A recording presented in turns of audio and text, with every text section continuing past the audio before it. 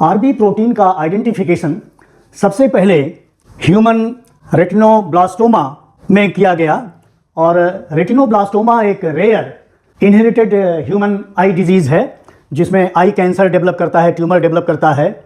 और इस रेटिनोब्लास्टोमा में आरबी प्रोटीन्स या तो मिसिंग होती हैं या डिफेक्टिव होती हैं।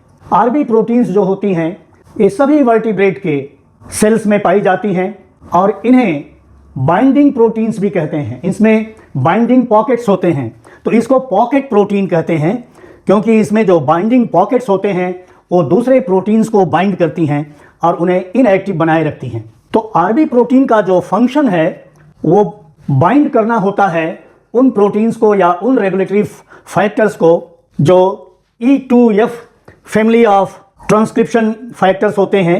और ये जो ट्रांसक्रिप्शन फैक्टर्स होते हैं ये ट्रांसक्रिप्शन फैक्टर्स जो हैं E2F फैमिली ऑफ प्रोटीन्स के होते हैं और ये जो बाइंडिंग प्रोटीन है जिसको आरबी प्रोटीन कहते हैं वो उसको इनएक्टिव बनाए रखती है। आरबी प्रोटीन के द्वारा रेटिनोब्लास्टोमा काज होता है और ये जो आई का ट्यूमर है, जो आई के प्यूपल में बिल्कुल उसमें एक लाइट अगर मारा जाए तो उसमें वाइट कलर दिखाई देता है और ऐसे बच्चे जो हैं चाइल्डहुड में वो डिफरेंट डायरेक्शन में देखते हैं। तो उन लोगों में जिनमें ये आरबी प्रोटीन या तो मिसिंग है या ये डिफेक्टिव है उनमें ये डिजीज़ पाई जाती है। लेकिन बाद में ये पता चला कि ये जो रेटिनोब्लास्टोमा है ये तो आई का ट्यूमर है और ये आरबी प्रोटीन्स सभी वर्टिब्रेट के सेल्स में पाई जाती है और इनका जो लॉस है या इसके प्रोटीन में जो डिफेक्ट आ जाता है वो आई तक ही ट्यूमर प्रोड्यूस करने में नहीं सीमित है, वो दूसरे ऑर्गन्स तक भी ट्यूमर प्रोड्यूस करता है। ऑर्गेनिजम्स में सेल का प्रोडक्शन या सेल का प्रोलिफरेशन तब होता है जब ऑर्गेनिजम्स को ग्रोथ करना होता है या जो सेल का लॉस हो गया है उसको मेकअप करना होता है। उस लॉस को मेकअप करने के लिए सेल जो है डिवाइड करता है या प्रोलिफरेट करता है। इस प्रोलिफरेशन के लिए न्यूट्रिएंट ही एक फैक्टर नहीं है, इसके अलावा न्यूट्रिएंट के अलावा कुछ केमिकल सिग्नल्स की ज़रूरत पड़ती है और वो केमिकल सिग्नल्स जो हैं नेबरिंग सेल से आते हैं। जब नेबरिंग सेल से सिग्नल्स आते हैं तब सेल का प्रोलिफरेशन होता है। एक दो सेल का ये डायग्राम है।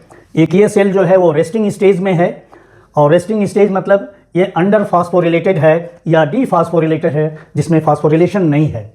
जो अंडर फास्फोरिलेटेड है या डी फास्फोरिलेटेड है उसमें ये जो आरबी प्रोटीन है इसमें ये देखिए ये पॉकेट है और इस पॉकेट में जो है ट्रांसक्रिप्शन फैक्टर्स या रेगुलेटरी प्रोटीन जो हैं इसमें बाइंड किए हुए है ये आरबी प्रोटीन। ये एक डीएनए है, ये डीएनए के दोनों स्ट्रैंड हैं, ये रेगुलेटरी रीजन है, ये टारगेट जीन है। जो ट्रांसक्रिप्शन फैक्टर है वो इन्हीं टारगेट जीन पर अपना एक्शन करते हैं। लेकिन जब तक ये आरबी प्रोटीन डीफॉस्फोरिलेटेड है या अंडर फास्फोरिलेटेड है तब तक ये पॉकेट्स में रहती हैं और एक्टिव नहीं रहती हैं। एक ये दूसरा सेल है जो कि प्रोलिफरेटिंग सेल है और आफ्टर फास्फोरिलेशन का यह है। जब कोई ग्रोथ फैक्टर या केमिकल सिग्नल सेल के प्रोलिफरेशन के लिए बाहर से आउटसाइड ऑफ द सेल आता है तो ये मेम्ब्रेन में रिसेप्टर पाए जाएंगे। वो रिसेप्टर बाइंड होते हैं ग्रोथ फैक्टर से। जब ग्रोथ फैक्टर की बाइंडिंग हो जाएगी रिसेप्टर से तो ये ग्रोथ फैक्टर रिसेप्टर्स एक्टिवेट हो जाते हैं। एक्टिवेशन की साइन बना दी गई है। एक्टिवेशन के बाद इंट्रासेलुलर सिग्नलिंग पाथवे एक्टिवेट होता है और इंट्रासेलुलर सिग्नलिंग पाथवे के एक्टिवेशन से इस सेल के न्यूक्लियस में वो सिग्नल ट्रांसडक्शन के थ्रू आते हैं। न्यूक्लियस के अंदर एक कॉम्प्लेक्स पाया जाएगा जिसको कहते हैं CDK46 साइक्लिन डी कॉम्प्लेक्स। आप जानते हैं कि CDK साइक्लिन डिपेंडेंट काइनेजेस, जो भी काइनेज होगा वो किसी न किसी सबस्ट्रेट प्रोटीन को फास्फोरिलेट करेगा और वो तब तक फास्फोरिलेट नहीं कर पाएगा जब तक वो साइक्लिन से कॉम्प्लेक्स नहीं बनाएगा। तो ये CDK और साइक्लिन डी का कॉम्प्लेक्स है और ये यस फेज में एक्टिवेट होता है और आरबी प्रोटीन को फास्फोरिलेट करेगा। तो आरबी प्रोटीन का फास्फोरिलेशन ऑफ आरबी प्रोटीन उस समय होगा जब सेल साइकिल में सेल जो है जीवन फेज के लास्ट फेज में जब रेस्ट्रिक्शन पॉइंट को पास करने को होता है, उसके थ्रू जाने को होता है, तब इस आरबी प्रोटीन को CDK46 साइक्लिन डी कॉम्प्लेक्स जो है फास्फोरिलेट करेगा और फास्फोरिलेशन से जो आरबी प्रोटीन एक्टिव थी वो अब इनएक्टिव हो जाएगी। ये फास्फोरिलेशन हो गया, इनएक्टिव हो गई। तो इनएक्टिव हो जाने से ये जो ट्रांसक्रिप्शन फैक्टर है E2F फैक्टर फैमिली का, वो उससे डिसोसिएट हो जाएगा इस आरबी प्रोटीन से। आरबी प्रोटीन इनएक्टिव और ट्रांसक्रिप्शन फैक्टर डिसोसिएशन के बाद एक्टिव हो जाएगा। तो एक्टिव होने के बाद ये जीन रेगुलेटरी रीजन है और ये जीन है जिसको ये एक्टिवेट करेगा। तो इस ट्रांसक्रिप्शन फैक्टर से ये जो जीन है, टारगेट जीन इसका, उसको ये एक्टिवेट करके ट्रांसक्रिप्शन कराएगा। ट्रांसक्रिप्शन किस लिए होगा? क्योंकि सेल साइकिल को प्रोग्रेस करनी है, जीवन से यस फेज में जाना है और यस फेज में डीएनए का रेप्लिकेशन होना है और बहुत सी और सिंथेसिस होनी है।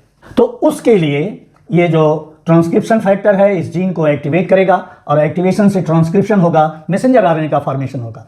मैसेंजर आरएनए जो है न्यूक्लियस से निकलकर साइटोप्लाज्म में आएगा जहां पर राइबोसोम्स पाए जाएंगे और वहां पर उसका ट्रांसलेशन होगा। ट्रांसलेशन मतलब जो एमआरएनए में जो कोड्स हैं वो अपने मैसेज को डिकोड करेंगे और प्रोटीन की सिंथेसिस होगी ट्रांसलेशन के द्वारा। जब डिफरेंट प्रोटीन्स की सिंथेसिस होगी तो सेल साइकिल का प्रोग्रेशन होगा और सेल जो है डिवाइड करेगा। तो ये है सेल प्रोलिफरेशन।